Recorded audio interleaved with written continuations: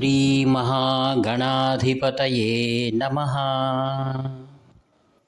సదాశివసమారంభాం శంకరాచార్యమధ్యమాం అస్మదాచార్యపర్యంతాం వందే గురుపరంపరాం. అపార కరుణా సింధుం జ్ఞానదం శాంతరూపిణం శ్రీచంద్రశేఖరగురుం ప్రణతోస్మి ముదాన్వహం. దేవే దేహే చ దేశే చ భక్త్యారోగ్యసుఖప్రదం బుధపామర సంసేవ్యం తం శ్రీజయేంద్రం నమామ్యహం. నమామః శంకరాన్ వాక్యవిజయేంద్ర సరస్వతీం శ్రీగురుం శిష్టమార్గానునేతారం సన్మతిప్రదం. సర్వమంగళమాంగళ్యే శివే సర్వార్థసాధికే శరణ్యే త్రయంబకే దేవి నారాయణి నమోస్తుతే. ఆత్మీయులారా, ఈరోజు అత్యంత పవిత్రమైన దినం. శ్రీ శ్రీ శ్రీ జయేంద్ర సరస్వతి మహాస్వాముల వారు 69వ పీఠాధిపతి శ్రీ కాంచి కామకోటి పీఠం వారు సిద్ధి పొందినటువంటి దినం. వారి పవిత్రమైన ఆరాధన మహోత్సవాలు కాంచీలో వారి ప్రియ శిష్యులు నేటి పీఠాధిపతులు శ్రీ శ్రీ శ్రీ శంకర విజయేంద్ర సరస్వతి స్వాములు వారి ప్రత్యక్ష పర్యవేక్షణలో చాలా పద్ధతిగా వైదికంగా జరుగుతుంది. ఈ పుణ్యారాధనలో పాల్గొని ప్రత్యక్షంగాను పరోక్షంగాను ఈ యొక్క మహాస్వాముల వారి ప్రియ శిష్యుడైనటువంటి శ్రీ జయేంద్ర సరస్వాముల వారు కాంచి కామకోటి పీఠంలో 68వ పీఠాధిపతులు వేదమునకు ప్రతీక. శ్రీ జయేంద్ర సరస్వతి మహాస్వాముల వారు వేదరక్షణ, ధర్మరక్షణ మరియు సామాజిక హైందవ సనాతన ధర్మ రక్షణకి అవతరించిన వారు. వారి ప్రియ శిష్యులు ప్రస్తుత పీఠాధిపతులు పై గురువులు, తమ గురువులు పరమ గురువులు అందించినటువంటి యొక్క మార్గం ఏదైతే ఉందో వాటిని సమన్వయం చేస్తూ ధీటుగా నేటికి తగినట్లుగా కాంచి కామకోటి పీఠాన్ని విజయవంతంగా నిర్వహిస్తున్నటువంటి మహాపురుషులు శ్రీ శంకర విజయేంద్ర సరస్వతి మహాస్వాముల వారు. పుణ్యారాధన సందర్భంగా వారి దివ్యలీలలు, శ్రీ జయేంద్రుల వారి దివ్యలీలలను, వారు చేసిన సామాజిక కార్యక్రమాల గురించి అనేకమైనటువంటి తరంగాలుగా ఇంతవరకు అందిస్తూ వస్తున్నాం. ఈరోజు ఈ సమాజానికి అత్యంత విలువైన వారు ఎవరనగా సమాజంలో ఉన్నటువంటి వారే. వారిని భక్తులు అనవచ్చు, సమాజ సేవకులు అని పిలవచ్చు. శ్రీ జయేంద్ర సరస్వతి స్వాముల వారు ఎవరిలోనైనా సద్గుణాలు చూశారంటే వాటిని పోషించి పెంచి పెద్ద చేసి వాటిని సమాజ పురుషునటువంటి భగవదర్పితం చేసేటువంటి ఏకమేవ గురువు శ్రీ జయేంద్రుల వారు. వాటి గురువుగా మనం ఎందరో ఆయనకు రుణపడి ఉన్నాం. అందులో ఇద్దరు వ్యక్తుల గురించి నేను చెప్పడానికి ప్రయత్నం చేస్తున్నాను. ఎందరో ఉన్నారు, నాకు జ్ఞాపకం ఉన్న వారి గురించి చెప్తున్నాను. నా సహోదరి సమానురాలు శ్రీమతి సుధాస్వామి గారు, వీరి వాస్తవ్యం హైదరాబాద్.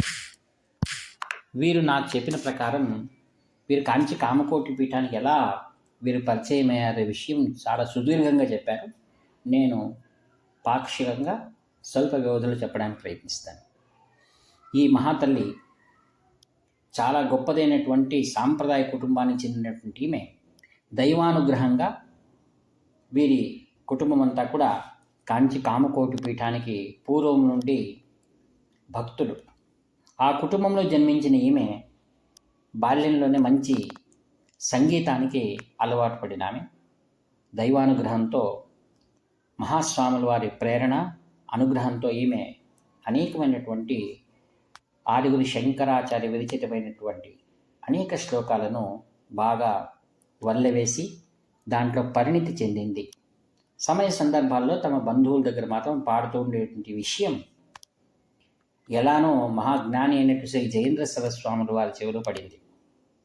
ఒకానొక వివాహ సందర్భానికి ఆమె వెళ్తూ ఉన్న సందర్భంలో ఆమెను ఫోన్ ద్వారా ఆమెకు సందేశం అందించి శ్రీవారు పిలుస్తున్నాను సందేశం ఆమెకు అందగానే ఆశ్చర్యం వేసింది. వివాహం ముగించుకుని చెన్నై నుండి ఆమె కాంచీపురాన్ని చేరగా ముఖ్యంగా ఆమెను కామాక్షిదేవి దర్శనాన్ని చేయించారు అక్కడి పురోహితుడు. తరువాత శ్రీ జయేంద్ర స్వాములు వారిని దర్శించుకుంది. వారి ఆశీస్సులతో మీరు మంచి పని చేస్తున్నారు, దాని ముందు అలానే కొనసాగించండి అని ఒక ఆశీర్వాదం ఆమెకు లభ్యమైంది. తదనంతరం కొన్ని నాళ్లకు కాశ్మీర్లో జరుగుతున్న విశ్వయజ్ఞానికి ఆమెకు ఒక పిలుపు అందించి మీరు వెళ్ళాలి అని. ఆశ్చర్యం ఏమిటంటే ఆమె అంతగా ఆర్థికంగా అప్పట్లో సబలీకృతంగా లేదు. అయితే స్వాముల వారికి దివ్య దృష్టి. వారు ఏం చేశారు, హైదరాబాద్కు కామాక్షి దేవస్థానం యొక్క ప్రధాన అర్చకుడిని కొద్ది సొమ్ము ఇచ్చి ఆమె ఇంటికి పంపించి మీరు ఎలాగైనా కాశ్మీర్కి వెళ్ళాలి, శ్రీవారి యొక్క అనుగ్రహము అని చెప్పి ఆ యొక్క సందేశాన్ని అందించారు. అన్ని ఏర్పాట్లు జరిగాయి. ఆమె విశ్వయజ్ఞంలో కాశ్మీర్లో పాల్గొని ఆ యొక్క సాంస్కృతిక కార్యక్రమంలో తనదైనటువంటి గళాన్ని వినిపించి అందరినీ సమ్మోహం పరిచింది. అక్కడ ఆమెకు సహాయంగా కాశ్మీర్ మహారాజు వారు మరియు ప్రభుత్వం కూడా ఎంతో సహాయపడిందని ఆమె నాకు చెప్పినప్పుడు నాకు ఎంతో సంతోషం అనిపించింది. ఇంకా ముందు కొనసాగుతూ ఆమె ఎంతమంది శిష్యులను ఈరోజు సంపాదించింది, వేల కొద్ది శిష్యులను సంపాదించింది. అదేవిధంగా ఎందరికో సంగీత జ్ఞానాన్ని అందిస్తూ ఆరుగురు శంకరాచార్య విరచితమైనటువంటి సౌందర్యలహరి, శివానందలహరి బాలకుల నుండి ప్రౌఢం వారికి, పెద్దవారికి, గృహస్థులకు ఎందరికీ కూడా ఆన్లైన్లోనూ మరియు ప్రత్యక్షంగా తన దగ్గరికి వచ్చిన వారిని ఎందరినూ కూడా ఆమె పరిణితురాలుగా తీర్చిదిద్దింది. ఆమెకు శంకర వాంగ్మయం అనేటువంటిది శ్రీ జయేంద్రుల వారి అనుగ్రహం లభ్యమైందని నేను భావిస్తూ ఉంటాను.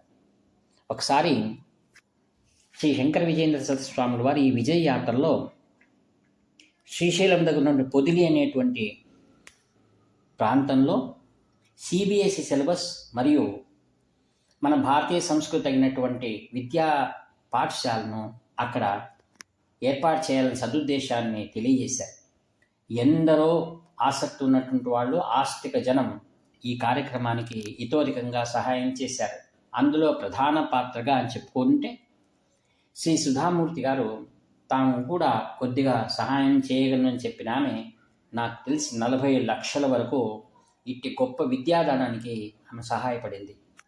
ఒక విద్యావంతురాలు, వాంగ్మయంలో పరిణితి పొందినటువంటి ఈమె ఆ యొక్క శ్రీ శంకర విజయ సరస్వాములు వారు చేస్తున్నటువంటి సేవలో తన వంతుగా పాల్గొని ఇంత గొప్ప ధనాన్ని విద్యాదానంగా సమర్పించిందనగా శ్రీ జయేంద్ర సరస్వాములు వారు ఆమె పైన అనుగ్రహించినటువంటి జ్ఞానము నేను ఈ సమయంలో చెప్పుకుంటాను.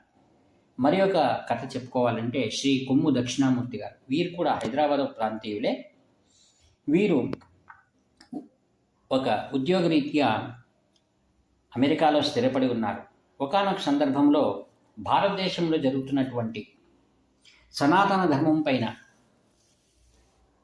ఆక్రమణలు మరియు అనేక విధంగా తొందరలు కలుగుతున్న ఈ సందర్భంలో మనకు తెలిసి ఎందరో ప్రముఖమైన పాత్రలో ఉన్నటువంటి వాళ్ళందరూ కూడా అనేక ఇబ్బందులు ఎదుర్కోవాల్సిన పరిస్థితులు నాడు వారు పత్రికల ద్వారా తెలుసుకొని ఎంతో బాధపడి దీనికి ఏదైనా మనం మార్గం కనుక్కోవాలని నిర్ణయించుకుని స్వదేశానికి వచ్చి శ్రీ శ్రీ శ్రీ జయేంద్ర సరస్వాముల వారిని కలిశారు. దానికి కారణం ఏమి అనగా వారికి తగిన మిత్రులు ఒకరు చెప్పారట, మీకు ఏదైనా సమస్య వస్తే దానికి తగిన సమాధానం చెప్పగల ఏకైక పీఠం ఏది అంటే శ్రీ కాంచి కామకోటి పీఠం. అందుకే వారు నేరుగా శ్రీ జయేంద్ర సరస్వాముల వారిని సహాయం అర్థించారు, వారి ఆశీర్వాదం కోరారు. అప్పుడు స్వాముల వారు చెప్పిన మాట ఏంటంటే, నీ ఉద్యోగ విరమణ చేస్తానంటే నాకేం అభ్యంతరం లేదు, అయితే కొన్ని నిబంధనలు ఉన్నాయన్నారు. ఏమిటది? మీరు ఏకాదశి వ్రతాన్ని పాలించాలి, మీ తల్లిదండ్రుల సేవ చేసుకోవాలి, తర్వాత మీ భార్య అనుమతి తీసుకునే మీరు ఉద్యోగ విరమణ చేయాలి అని చెప్పారు. శ్రీ కొమ్ము దక్షిణామూర్తి గారు భారతీయ సనాతన ధర్మంపై ఉన్నటువంటి పరిపూర్ణమైనటువంటి శ్రద్ధ ఆయన ఉద్యోగం విరమణ చేసుకోవాలని తుది నిర్ణయం తీసుకొని ఇంట్లో కుటుంబ సభ్యులందరినీ కూడా వారి అనుమతి తీసుకొని ఆ యొక్క విదేశంలో అంతగా సంపాదన వచ్చేటువంటి ఉద్యోగానికి రాజీనామా చేసి హైదరాబాద్కు వచ్చి నెలకొన్నారు. శ్రీ జయేంద్ర స్వాములు వారు చెప్పిన రీతిలోనే వారు ఇప్పటికి కూడా ఆ పద్ధతులన్నీ పాటిస్తూ తర్వాత కంచికామకోటి పీఠంలో శ్రీ శంకర విజయేంద్ర సరస్వాములు వారు వీరికి అప్పచెప్పినటువంటి ధార్మిక కార్యక్రమాలు ఏవి ఉన్నాయో అవన్నిటినీ కూడా తాను ఆన్లైన్ ద్వారా మరియు అందరినీ కూడా సమీకరణం చేసుకుంటూ ఈరోజు ఎంతో మంది భక్తులందరినీ కూడా సమైక్యం చేసినటువంటి గొప్ప వ్యక్తి శ్రీ కొమ్ము దక్షిణామూర్తి గారు. ఈ విధంగా ప్రత్యక్షంగా మరియు పరోక్షంగా శ్రీ జయేంద్ర సరస్వాముల వారు సమాజ సేవకై అవసరమైనటువంటి వారందరూ కూడా ఎవరైతే ముందు వరుసలో ఉన్నారో వారందరినీ కూడా ప్రోత్సహించి తగిన ఆత్మస్థైర్యం ఇచ్చి మరియు సంపూర్ణమైన తన యొక్క అనుగ్రహాన్ని వారిపైన కురిపించారు. శ్రీ కొమ్ము దక్షిణామూర్తి గారు ఆయన ఉద్యోగ విరమణ చేసినప్పుడు నేను కలిస్తే, మీకు కుమార్తె మరియు కుమారుడు ఉన్నారు, చాలా చిన్న వయసు, మీరు ఎలా చేయగలరంటే మహాస్వాములు వారి యొక్క అనుగ్రహం నా పైన ఉంది అన్నారు. అదేవిధంగానే ఈరోజు ఈ మధ్యకాలంలోనే ఈ వారంలోనే ఆయన కుమార్తె వివాహం కూడా చాలా వైభవంగా చేశారు. నాకు కూడా ఆ వివాహ ఆహ్వాన పత్రిక వచ్చి ఉండింది, అయితే నా యొక్క కంటి ఆపరేషన్ వలన నేను రాలేకపోతున్నాను అన్నాను. కావున శ్రీ జయేంద్ర సరస్వాములు వారు తాము ప్రత్యక్షంగా నేటి లేకపోయినా, అంటే భౌతికంగా వారు మన ఎదురు లేకపోయినా వారిని నమ్మి వారి విశ్వాసాలు ఏవైతే ఉన్నాయో వాటిని ఎవరైతే తీసుకువెళ్తున్నారో అవన్నీ కూడా శ్రీ జయేంద్ర స్వాముల వారికి వారు సమర్పిస్తున్నటువంటి సేవ, భక్తి, శరణాగతి అని నేను నమ్ముతాను. శ్రీ జయేంద్ర సరస్వతి మహాస్వాముల వారు తన యొక్క జన్మదినం రోజు ఎలా జరుపుకునేవారంటే నేను ప్రత్యక్షంగా చూసి చెప్తున్నాను. వారు ఎంతోమంది బీదవారు, సామాన్య జనం, ఎవరైతే నిత్య వస్తువులు కూడా లేనటువంటి వారు ఎవరైతే ఉన్నారో వారందరినీ కూడా ఒక పట్టి రాసుకొని వారందరికీ కూడా ఎందరికో కుట్టు మిషన్లని, తర్వాత వారి ఇంటికి కావలసినటువంటి వస్తు సామాగ్రిని కూడా అన్నిటినీ వారికి అందించేవారు. అంటే ఒక మహాపీఠాధిపతులు సామాన్య జనుల గురించి ఎవరు ఆలోచించేస్తూ ఉంటారంటే వారికి వ్యవధి లేదా, వారు ఆలోచించటం లేదా, కేవలం ఆధ్యాత్మికానికే పరిమితమై ఉన్నారా? దీని కంచి కామకోటి పీఠం సరైనటువంటి సమాధానం చెబుతుంది. ఆధ్యాత్మికత అంటే సకల జనుల్లో ఉన్నటువంటి పరమేశ్వరుణ్ణి సేవ చేయడమే నిజమైనటువంటి ఆధ్యాత్మికత. దాన్ని జనార్దన అన్నారు. ఎక్కడ జనులు ఉన్నారో వాళ్ళు జనార్దనుడు ఉంటాడు, అదే నిజమైన సేవ అనేటువంటిది. శ్రీ జయేంద్ర సరస్వాములు వారు ప్రతి ఒక్కసారి కూడా, అంటే ఏదైనా ప్రకృతి బీభత్సాలు జరిగినా కూడా వారు ముందుండి అందరినీ ప్రేరేపించి వారు తన దగ్గర ఉన్నటువంటి వాళ్ళందరినీ కూడా ఇక్కడికి పంపి సహాయ సహకారాలు అందించేటువంటి వారు. ఉదాహరణకు ఆంధ్రలో వచ్చిన దివిసీమలో కలిగినటువంటి గొప్పదైన ప్రళయం లాంటిది ఉత్పాతాలు కలిగాయి. అప్పుడు వరదలు వచ్చేసాయి. ఆ వరదల నుంచి ప్రజలను రక్షించడానికి కోసం అనేక రంగాలలో అనేకమైనటువంటి వారు కూడా ముందున్నారు. అయితే ఒక పీఠం, కంచి కామకోటి పీఠం ముందుగా స్పందించి అక్కడున్న వారందరికీ కూడా వనరులు పంపించడానికి ఆహార ధాన్యాలు కానివ్వండి, మందులు కానివ్వండి, వ్యక్తులను కానివ్వండి, తన శిష్యులను డాక్టర్లను కానివ్వండి, ఎందరినో అక్కడి సమీకరణం చేసి వారందరికీ కూడా నేనున్నాను ధైర్యం చెప్తూ కంచి కామకోటి పీఠంలో శ్రీ జయేంద్ర సరస్వాములు వారు చేసినటువంటి అనుగ్రహం, సహాయం ఆ దివిసీమ ప్రజలు ఎప్పటికీ కూడా మరవరు. నేను విజయవాడ ప్రాంతంలో శ్రీ శంకర విజయేంద్ర సరస్వామి వారితో సంచారించిన సమయంలో సామాన్య జనులు కూడా నేను కలిసినప్పుడు వారు మరల ఈ జ్ఞాపకాలు నాతో పంచుకున్నారు. కావున కంచి కామకోటి పీఠం సర్వత్రా అందరికి కూడా, సామాన్యుల నుండి ప్రతి ఒక్కరికి కూడా అందుబాటులో ఉంది అనే విషయాన్ని మనం ఎప్పుడూ గుర్తు చేసుకుంటూ ఈ యొక్క వాక్పుష్పములను అత్యంత నిరహంకారంగా, అత్యంత వినయంగా, అత్యంత శరణాగతితో శ్రీ శ్రీ శ్రీ జయేంద్ర సరస్వాములు వారి దివ్య పాదుకలు సమర్పిస్తూ సెలవు తీసుకుంటాను. ఇట్లు మీ ప్రియతముడు నివర్తి నాగభూషణ్ శర్మ. హర హర శంకర, జయ జయ శంకర. హర హర శంకర, జయ జయ శంకర.